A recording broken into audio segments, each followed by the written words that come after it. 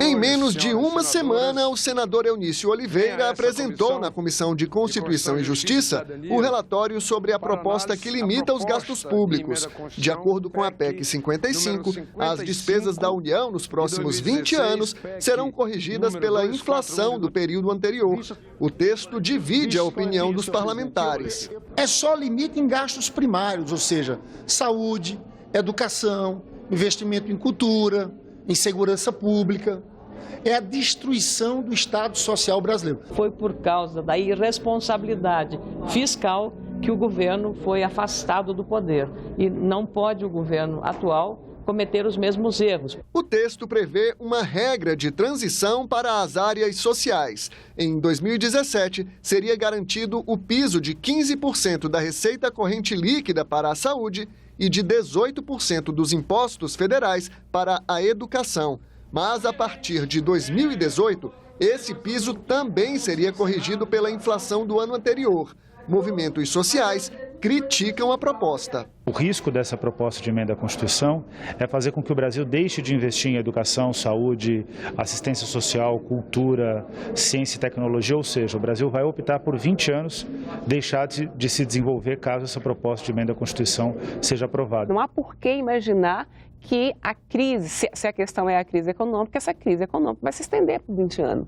Né? Acho que nenhum país do mundo fez um processo como esse. Já o setor privado apoia a PEC 55. As entidades que representam a indústria e os hospitais particulares estão confiantes na aprovação do texto. Isso é um marco na história republicana brasileira, é a primeira vez que a República do Brasil vai ter um instrumento para conter as despesas do gestor público. Como os gastos exagerados e desperdício de dinheiro que existe na área de saúde, principalmente da parte pública.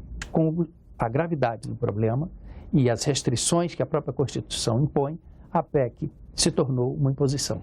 Este consultor do Senado acompanha os debates sobre a PEC 55 na CCJ. Ele diz que, em tese, é possível que o orçamento de algumas áreas seja corrigido acima da inflação e que será papel do Congresso definir quais áreas terão prioridade.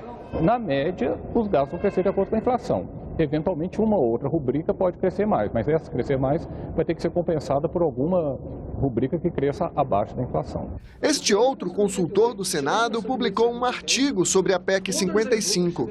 Para ele, a proposta é inconstitucional porque ameaça direitos fundamentais do cidadão. Porque aí há uma mitigação do direito social à educação, saúde e assistência social, né? Mitigação essa em direitos que dizem com a dignidade da pessoa. Né? Então não é legítimo, não é justo, né? Não é razoável que os segmentos mais afetados sejam aqueles que precisam de saúde pública, de educação pública, que sejam remunerados por salário mínimo, que tenham os benefícios previdenciários corrigidos pelo salário mínimo. A PEC 55 só vale para as chamadas despesas primárias. Ficam fora do teto os repasses da União para estados e municípios, o dinheiro para atender calamidades públicas e o orçamento das eleições. O governo também fica livre para pagar os juros da dívida pública, sem limite de gastos. Então, para as áreas sociais, teto, congelamento, né? Redução drástica de recursos.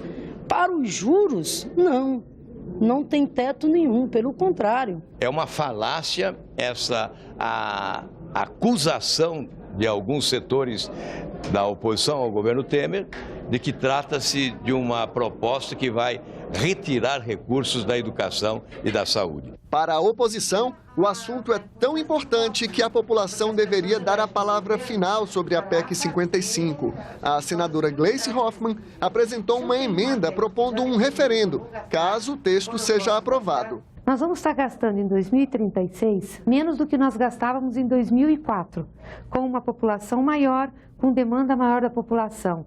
É assim o que gasta hoje Bangladesh, ou o que gastam os países infinitamente pobres. O relator rejeitou a emenda.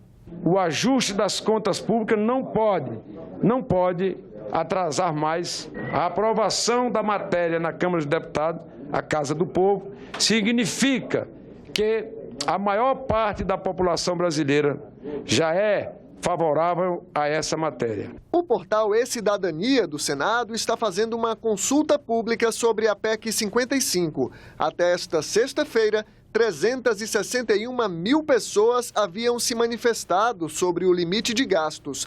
Mais de 338 mil são contra a proposta.